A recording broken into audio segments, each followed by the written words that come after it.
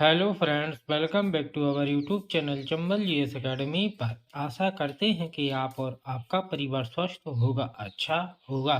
तो आइए फ्रेंड्स, आज की इस क्लास में हम बात करेंगे गोदावरी नदी तंत्र के बारे में। टॉपिक होगा वो आपके आने वाले सभी एग्जामों के लिए बहुत ही महत्वपूर्ण होने वाला है, इसलिए फ्रेंड्स वीडियो को बिना स्किप किए अंत तक जरूर देखिए। फ्रेंड, आज की इस क्लास में गोदावरी नदी तंत्र से संबंधित कंप्लीट इन्फॉर्मेशन आज की इसी क्लास में खत्म करेंगे। दोस्तों, यह टॉपिक होगा वो आपके आने वाले एग्जामों के लिए बहुत ही महत्वपूर्ण होने वाला है, इसलिए फ्रेंड्स वीडियो को बिना स्किप किए अंत तक जरूर देखिए। तो आइए फ्रेंड्स, गोदावरी नदी तंत्र से संबंधित कुछ महत्वपूर्ण पॉइंट देखते हैं।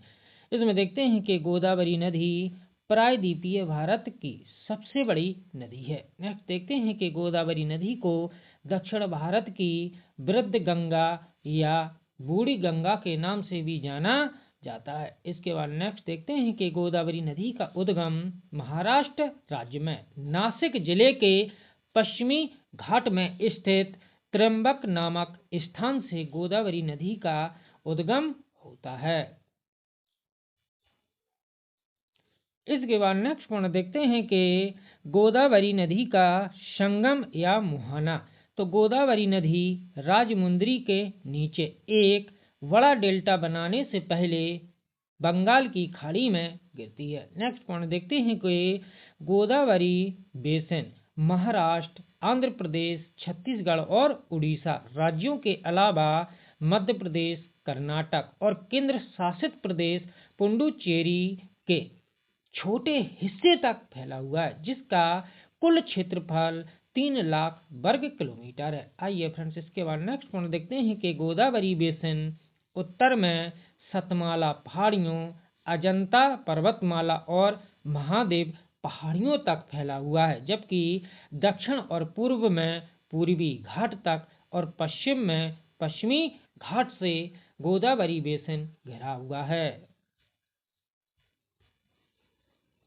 आइए इसके बाद नेक्स्ट पॉइंट देखते हैं कि गोदावरी नदी की कुल लंबाई 1465 किलोमीटर है। नेक्स्ट पॉइंट देखते हैं कि गोदावरी नदी के जल संग्रहण क्षेत्र का 49% भाग है वो महाराष्ट्र को जाता है तथा 20% भाग मध्य प्रदेश तथा छत्तीसगढ़ में, और शेष जो भाग बचा हुआ है वो आंध्र प्रदेश में पड़ता है। नेक्स्ट पॉइंट देखते हैं कि गोदावरी नदी के तट पर नासिक में कुंभ मेला लगता है। आइए इसके बाद नेक्स्ट पॉइंट देखते हैं कि गोदावरी बेसिन में स्थित कलसुबाई महाराष्ट्र की सबसे ऊंची चोटी है। नेक्स्ट पॉइंट देखते हैं कि राजमुंदरी गोदावरी नदी के तट पर स्थित सबसे बड़ा शहर है। इसके बाद नेक्स्ट देखते हैं कि गोदावरी नदी पर निर्मित श्री राम सागर परियोजना, जिसे 1964 से 1969 में आदिलाबाद निजामाबाद की सिंचाई आवश्यकताओं को पूरा करने के लिए बनाया गया था। आइए फ्रेंड्स, इसके बाद गोदावरी नदी की सहायक नदियों के बारे में बात करते हैं। तो गोदावरी नदी की सहायक नदियों में प्रवरा, इंद्रावती, वैनगंगा, वर्धा नदी, पेंच नदी, कन्हान नदी, पैनगंगा नदी, मंजीरा नदी, बिंदुसार और सबरी नदियां गोदावरी नदी की प्रमुख सहायक नदियां हैं। इसके बाद नेक्स्ट पॉइंट देखते हैं कि गोदावरी नदी के तट पर बसे प्रमुख शहरों में नासिक, त्र्यंबकेश्वर, नांदेड़, औरंगाबाद, नागपुर, भद्राचलम, निजामाबाद, राजमुंदरी, बालाघाट, यानम और कोब्बुर इत्यादि शहर गोदावरी नदी के तट पर बसे हुए हैं। आइए फ्रेंड्स, इसके बाद गोदावरी नदी की सहायक नदियों के बारे में बात करते हैं। तो गोदावरी नदी के बाएं किनारे की सहायक नदियां दाएं किनारे की सहायक नदियों की तुलना में अधिक और आकार में बड़ी हैं। इसके बाद नेक्स्ट देखते हैं कि गोदावरी नदी के बाएं किनारे की सहायक नदियों में धारणा नदी, पैनगंगा नदी, वैनगंगा नदी, वर्धा नदी, प्राणहिता नदी, पेंच नदी, कन्हान नदी, शबरी नदी, इंद्रावती नदी आदि नदियां गोदावरी नदी के बाएं किनारे की प्रमुख सहायक नदियां हैं। इसके बाद नेक्स्ट देखते हैं कि गोदावरी नदी के दाहिने किनारे की प्रमुख सहायक नदियों में प्रवरा नदी, मुला नदी, मंजरा नदी, पेद्दावागु नदी और मनेर नदी गोदावरी नदी के दाहिने किनारे की प्रमुख सहायक नदियां हैं। आइए फ्रेंड्स, इसके बाद नेक्स्ट पॉइंट देखते हैं कि राजमुंद्री के नीचे गोदावरी नदी खुद को दो मुख्य धाराओं में विभाजित करती है। इसकी पूर्व में गौतमी गोदावरी और पश्चिम में वशिष्ठ गोदावरी, और गोदावरी नदी बंगाल की खाड़ी में गिरने से पहले एक बड़े डेल्टे का निर्माण करती है। इसके बाद नेक्स्ट पॉइंट देखते हैं कि गोदावरी नदी का डेल्टा गोल उभार और कई सहायक नदियों वाला लोबेट प्रकार का है, अर्थात गोदावरी नदी का डेल्टा लोबेट प्रकार का है।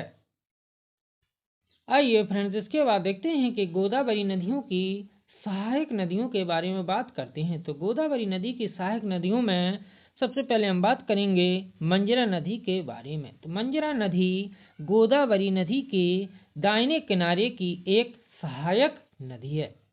इसके बाद नेक्स्ट देखते हैं कि मंजरा नदी का उद्गम 823 मीटर की ऊंचाई पर अहमदनगर के पास वालाघाट रेंज से होता है। नेक्स्ट पॉइंट देखते हैं कि मंजरा नदी आंध्र प्रदेश के मेंढक जिले में प्रवेश करने से पहले महाराष्ट्र के लातूर जिले और कर्नाटक के बीदर जिले से होकर प्रवाहित होती है। आइए फ्रेंड्स, इसके बाद नेक्स्ट पॉइंट देखते हैं कि अंत में मंजरा नदी निजामाबाद के निकट बसारा में गोदावरी नदी में आकर मिल जाती है। नेक्स्ट पॉइंट देखते हैं कि निजाम सागर का निर्माण आंध्र प्रदेश के निजामाबाद जिले के अचमपेटा और बंजापल्ले गांव के बीच मंजरा नदी पर किया गया था। आइए फ्रेंड्स, इसके बाद हम बात करेंगे गोदावरी नदी की सहायक नदी पेनगंगा नदी के बारे में। तो पेनगंगा नदी का उद्गम महाराष्ट्र के औरंगाबाद जिले में अजंता पर्वतमाला से होता है। इसके बाद नेक्स्ट पॉइंट देखते हैं कि इसके बाद पेनगंगा नदी बुलडाड़ा और वाशिम जिलों से होकर प्रवाहित होती है। नेक्स्ट देखते हैं कि पेनगंगा नदी यवतमा और नांदेड़ जिलों के बीच एक सीमा के रूप में भी कार्य करती है। आइए फ्रेंड्स, इसके बाद नेक्स्ट पॉइंट देखते हैं कि इसके बाद पेनगंगा नदी महाराष्ट्र और आंध्र प्रदेश के बीच राज्य की सीमा पर प्रवाहित होती है। नेक्स्ट देखते हैं कि यह यवतमाल जिले की बानी तहसील में बाधा नामक एक छोटे से गांव के पास वर्धा नदी में आकर मिलती है। नेक्स्ट देखते हैं कि पेनगंगा नदी महाराष्ट्र के वाशिम और यवतमाल जिलों को सिंचाई भी प्रदान करती है। आइए इसके बाद नेक्स्ट पॉइंट देखते हैं कि पेनगंगा नदी पर दो बांध बनाए जा रहे हैं, जिनके नाम ऊपरी पेनगंगा और निचला पेनगंगा हैं। इस बांध को ईशापुर बांध के नाम से भी जाना जाता है। नेक्स्ट पॉइंट देखते हैं कि अदन नदी पेनगंगा नदी की प्रमुख सहायक नदी है। यह पेनगंगा वन्यजीव अभयारण्य से होकर गुजरती है तथा इस पर सहस्त्र कुंड झरना स्थित है। आइए फ्रेंड्स, इसके बाद हम बात करेंगे वर्धा नदी के बारे में। तो वर्धा नदी महाराष्ट्र के विदर्भ क्षेत्र की सबसे बड़ी नदियों में से एक नदी है। वर्धा नदी का उद्गम मध्य प्रदेश के बैतूल जिले में मुल्ताई के पास सतपुड़ा रेंज में 777 मीटर की ऊंचाई पर होता है। नेक्स्ट देखते हैं कि वर्धा नदी मध्य प्रदेश में 32 किलोमीटर बहती है, तो इसके बाद वह महाराष्ट्र में प्रवेश करती है। आइए इसके बाद नेक्स्ट पॉइंट देखते हैं कि 528 किलोमीटर की दूरी तय करने के बाद वर्धा नदी पेनगंगा नदी में आकर मिलती है और इसे प्राणहिता के नाम से जाना जाता है। इसके बाद देखते हैं कि कर, बेना, जाम, एराई, हनी, बेम्बला और पेनगंगा वर्धा नदी की प्रमुख सहायक नदियां हैं। इसके बाद नेक्स्ट देखते हैं कि मुर्सी के पास वर्धी नदी पर एक विशाल बांध बनाया गया है और इसे अमरावती शहर के लिए जीवन रेखा माना जाता है। आइए फ्रेंड्स, इसके बाद बात करेंगे बेनगंगा नदी के बारे में। तो बेनगंगा नदी मध्य प्रदेश के सतपुड़ा रेंज की महादेव पहाड़ियों के दक्षिणी ढलानों में सकौनी जिले के मुंड्रा गांव से लगभग 12 किलोमीटर दूर निकलती है और लगभग 4360 मील के बेहद घुमावदार रास्ते में मध्य प्रदेश और महाराष्ट्र से होकर दक्षिण की ओर प्रवाहित होती है। नेक्स्ट देखते हैं कि वर्धा नदी में शामिल होने के बाद वर्धा और बेनगंगा नदी की संयुक्त धारा को प्राणहिता के नाम से जाना जाता है। आइए इसके बाद नेक्स्ट पॉइंट देखते हैं कि बेनगंगा नदी की मुख्य सहायक नदियों में थांबर नदी, बाग नदी, चुलबंद नदी, गंडवी नदी, खोबरागढ़ी और थानी नदियां जो बेनगंगा नदी के बाएं किनारे पर मिलती हैं और हिर्री, चंदन, बावनथारी, कन्हान और मुल दाहिने किनारे की बेनगंगा नदी की प्रमुख सहायक नदियां हैं। आइए फ्रेंड्स, इसके बाद हम बात करेंगे नाग नदी के बारे में। तो नाग नदी पश्चिम नागपुर में अंबाझारी झील से इसका उद्गम होता है। इसकी प्रमुख सहायक नदी पिली नदी है। नेक्स्ट पॉइंट देखते हैं कि नाग नदी का समापन बिंदु कन्हान नदी के साथ संगम और आगे कन्हान नदी पेंच नदी के साथ संगम करती है और कन्हान पेंच नदी प्रणाली का निर्माण करती है। आइए इसके बाद नेक्स्ट पॉइंट देखते हैं कि कन्हान नदी बेनगंगा नदी की एक महत्वपूर्ण दाहिने किनारे की प्रमुख सहायक नदी है जो मध्य भारत में सतपुड़ा पर्वतमाला के दक्षिण में स्थित एक बड़े क्षेत्र में से होकर प्रवाहित होती है।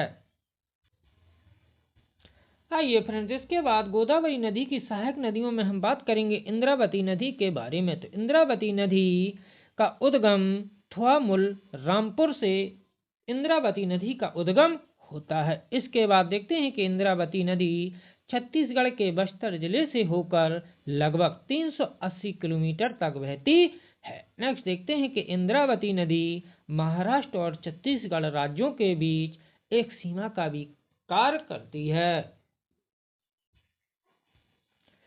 आइए इसके बाद नेक्स्ट पॉइंट देखते हैं कि इंद्रावती नदी दंतेवाड़ा जिले के भद्रकाली में गोदावरी नदी में आकर मिल जाती है। नेक्स्ट देखते हैं कि इंद्रावती नदी को बस्तर जिले की जीवन रेखा के रूप में भी जाना जाता है। आइए फ्रेंड्स, इसके बाद नेक्स्ट देखते हैं कि इंद्रावती नदी की सबसे बड़ी सहायक नदी पामर नदी है। आइए फ्रेंड्स, इसके बाद नेक्स्ट देखते हैं कि इंद्रावती और उसकी सहायक नदियां गर्मियों में कभी नहीं सूखती हैं। नेक्स्ट देखते हैं कि चित्रकूट जलप्रपात जगदलपुर से लगभग 40 किलोमीटर दूर इंद्रा नदी पर स्थित है। आइए फ्रेंड्स, इसके बाद देखते हैं कि गोदावरी नदी पर प्रमुख परियोजनाओं के बारे में। तो गोदावरी नदी पर स्थित प्रमुख परियोजनाओं में श्री राम सागर परियोजना, गोदावरी बैराज परियोजना, ऊपरी पेनगंगा परियोजना, ये सभी परियोजनाएं गोदावरी नदी पर स्थित हैं। आइए इसके बाद गोदावरी नदी पर स्थित परियोजनाओं में जायकवाड़ी परियोजना, ऊपरी बैनगंगा परियोजना, ऊपरी इंद्रावती परियोजना, ऊपरी वर्धा परियोजना, ये सभी परियोजनाएं गोदावरी नदी पर स्थित हैं। यदि फ्रेंड्स वीडियो अच्छा लगे तो वीडियो को लाइक करें, शेयर करें तथा चैनल को सब्सक्राइब करें जिससे नेक्स्ट वीडियो का नोटिफिकेशन आपको आसानी से मिलता रहे। जय हिंद, जय भारत।